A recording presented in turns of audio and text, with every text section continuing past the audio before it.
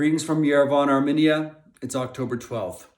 The war against Armenia and the Republic of Artsakh is a plan to expand the Turkic Muslim empire. Let me explain. If I was speaking right now in 1938, 1937, and I was to say that the Germans had especially the Nazi Party had a pan-Germanic plan to take over what lands they thought were legally and rightfully theirs under the German Empire, and that after World War I, if I'm speaking in 1938, and I'm saying, and I'm warning the world that, guys, this is going to happen. They are going to try to take over Europe. You would have probably all thought, oh, he's crazy. Oh, why? Of course Germany's not going to do that. They were defeated in World War I. Why would the Nazi Party have these types of ambitions? Well, let me tell you what happened. In 1938, 1939, the Germans got together with the Brits and the others and said, you know what? We just want the Sudeten German-speaking regions. Those were rightfully ours that are located at that time in Czechoslovakia. Let's just take that over. And so the public was like, yeah, we'll just let them take that over. We don't want to have another conflict with Germany anyway, right?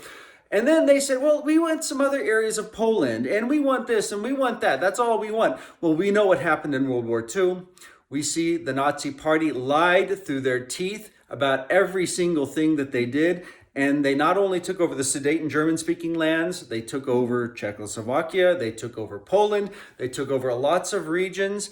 And eventually, by the time the United States and the rest of the world entered the war to defend those that could not defend themselves, it was too late. And we see the Holocaust happen.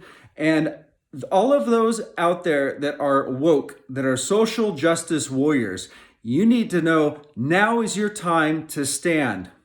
There is a Pan-Turkic empire encroaching on a little tiny country called Armenia of 3 million people in the Republic of Artsakh. And they have a plan to take over this little piece of land of Artsakh. And they say they will not stop fighting until they have taken all over this. They aggressed on this little piece of land on September 27th. It's 6 a.m. Azerbaijani military started attacking this country, the Republic of Artsakh, right here on the map. You can see it's right over here. This is not Azerbaijan. They have their own borders. That is historically Armenian lands. In 1988, there was a vote in that region to join Armenia, and the majority democratically voted in this region, in the lands, to join Armenia. There was a democratic vote for this to happen. Then a war broke out. There's a lot of people that died, and that's really, really sad. And war is a horrible thing. There was some minority groups that were living in there. There were some Azeris, not that many, that were living in there, and they were forced to leave because of the war. And now this has been sovereign Armenian land since that time. And a lot of people say, well, the UN has recognized this as Azerbaijan. Well, yeah, so has the UN's recognized that North Cyprus is not Turkey and is not Turkish, and it's being occupied right now. So there's a lot of little arguments that people could say.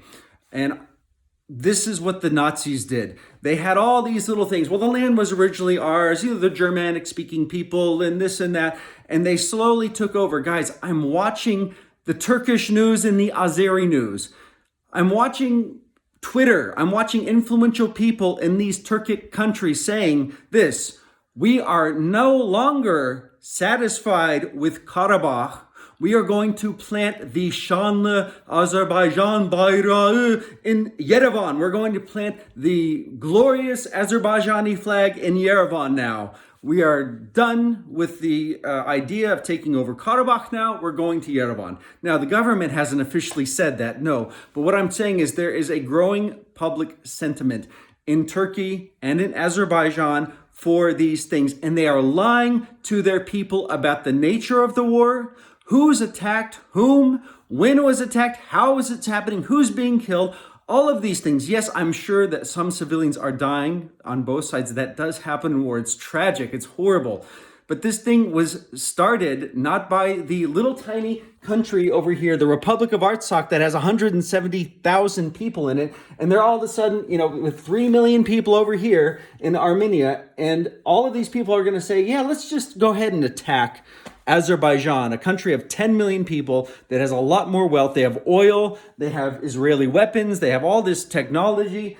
And here, this little tiny poor country over here of Artsakh of 170,000 people, remember what I just said, and 3 million is going to just decide to launch attacks on September 27th. That is the most ridiculous thing. Anybody with a mind can see that's just ridiculous. That's not going to happen. They're not going to do that in the middle of COVID-19. And then I said in another video, to the west of us, we have Turkey. Turkey is backing Azerbaijan. They're sending weapons. They're sending their military. In fact, they just, in the town of, where is it, Hadrut, which the Azerbaijanis said they took over, and they lied about it in their news. It didn't happen. They thought that they went in. They thought they did all this, and they said that in the news. Well, what's interesting is the Armenians repelled the attack in Hadrut, and they found that there was a large number of special Turkish forces fighting with the Azerbaijanis. This is happening over here right now. So you have and then you have Turkey of 83 million people wanting to come over, and they have this aspiration as well. They want a Pan-Turkic world. Erdogan said Jerusalem is ours recently. He said that's ours. They want their Ottoman Empire back in a different fashion. I'm not sure how it's going to look, but they have this. They've been talking about Greece. They've been talking about southern Cyprus. They're talking about all kinds of things. They're getting in wars all over in Libya. You name it, they're all over the place. Turkey has been partnering with the Muslim Brotherhood in Egypt. They support Hamas. They have all these things. Guys, this is look, we've already passed, I don't know how many stages you could get to before we saw what was happening with the Nazis and their pan-Germanic ideal to take over the way they were wanting to do, to provide more lands for their peoples and all these things that they had for their Nazi idealism. You see this Pan-Turkic idealism happening. This is religiously also, guys, I know many people said, don't talk about Islam. This has a religious root, an Islamic root. These things don't just happen. I was talking to somebody recently and say, the Armenians we just want peace. Why are they attacking us? Why are they killing us? They've been bombing the capital city of Stepanakert. They've been bombing all of these villages. They're not attacking military targets. They're attacking the cities. Anyway, we just had 2 refugee people in from our home from Artsakh yesterday. We were talking to them from Stepanakert. We know what's going on. I see it perfectly from here, and I know everything on the other side's a lie. Okay, so let's continue. I was talking to some people, some Armenian friends. I think we just want peace. Why are they attacking us? Why are they doing this? And I responded. I said, look, when you do not follow the Prince of Peace, that is Jesus Christ, you are going to do things like this. And this needs to be our prayer for Turkish people and Azeri people and those that are there, that they need to follow the Prince of Peace. They need to know Jesus. Their presuppositions come from the Quran. The Quran is 114 chapters. It's a little smaller than the New Testament. It's a very short book. But in the book, there is at least 109 jihad verses that say to go against the infidel with the sword, make them submit, and spread Islam with the sword until the world submits or pays the jizya tax, which is a minority tax that people have to pay when they're dhimmi people under dhimmitude. Anyway, that's another subject. The hadith, that is the words and sayings of Muhammad, what he said and did, recorded by people that knew him, and it was passed on in transmission, and then written down. All of those things, you see that they beheaded and killed people when they took over villages. You see this in Medina, where they killed 600 to 900 men, Jewish men, by the sword. Look, the religion of Islam was not spread by peace. It was not spread by declaring the good news of Islam. There's no good news in Islam. It's either, you got 3 choices. It's either you convert to Islam, you die, or you become a dhimmi person. You become somebody that is under Sharia law as a minority person. And most people, when they were subjugated by the Muslim conquerors, they had the third choice. They decided to become a dhimmi people and live as a minority. And they had a lot of laws they had to abide by, and they did not have the rights. Anyway, again, that's another subject. This has roots. These aggressions have roots in Islam. It has roots in Islamic history. This is one of my fields of study.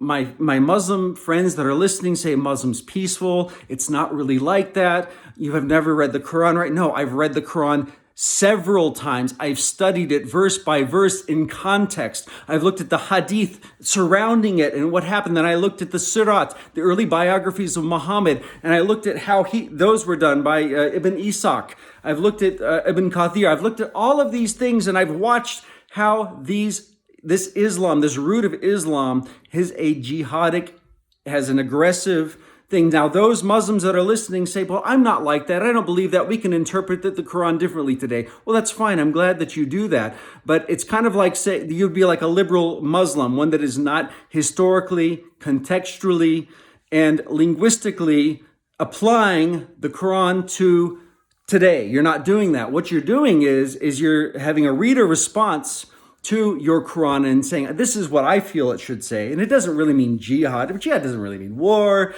And it doesn't really mean be aggressive. I mean, you could say all those things, but what you're doing is that means you're what's called a liberal Muslim. You know, we have these people in Christianity called liberal Christians. These liberal Christians deny that the Bible is the word of God. They deny in the supernatural that miracles actually happened. They also deny the resurrection of Christ, because how can somebody be raised from the dead? But we're Christians. We like the good things that Jesus said, the social aspect of Jesus. So we're going to call ourselves Christians. I'm sorry, a liberal Christian is not a true Christian. That's not a true Christian at all. You just picked and choose what you want from your religion, and you decided to say, that's what I am, I'm a Christian. But you denied the core doctrines of the Bible by calling yourself that, by rejecting all of these other things that I just mentioned. It's the same in Islam. There are liberal Muslims, but they're not true Muslims at all. I'm sorry, you're not. You're not following it the way it's historically and grammatically and contextually presented, and historically how it was always practiced. We could talk about this for a long time. I'm sure going to get a lot of comments about this, but the root of this is Islam. Now, there's more politics behind that. I'm not going to get into that right now, but I just want to draw the parallelism. This is a very similar situation to the Nazi Party and what they did and their ambitions, and they're lying to people about it. We just want Karabakh. No, you don't. You have a lot greater ambitions than this, and we know this. We know this from the statements from Tayyip Erdogan. We know this from history. We've seen how they have taken all of the media in Turkey, and they have silenced any dissenting voice against what the AK Party or the Tayyip Erdogan and their party has done. I saw how they silenced. I saw them go in and shut the newspapers down, lock them up, arrest people saying, oh, they were traitors. Oh, they were part of a coup. There was no coup. Anyway, I'm not going to talk about that. They did these things to silence the people that were dissenting within the country, and now they're having their ambitions and they're trying to take over. You see that they've done this in Syria. They're working with ISIS. There's a lot more I could say, but I just, again, reiterate, guys, pray for this region. Do something about this. Don't be silent, as the many were during the time that the Nazi Party was beginning to take power and starting to take over regions. And then they committed a Holocaust. Look, there was a genocide that took place against the Armenians. Everybody knows this except for the Turks, because the Turks are taught a opposite history of the truth about everything. So they don't know that, and whatever, that's what they say anyway. And we need to pray. I'm saying, call your senators, congressmen, tell them what's going on. This is happening over here. You need to do something. Don't be silent. You have to act. And I'm going to keep producing some videos about these subjects. God bless you all.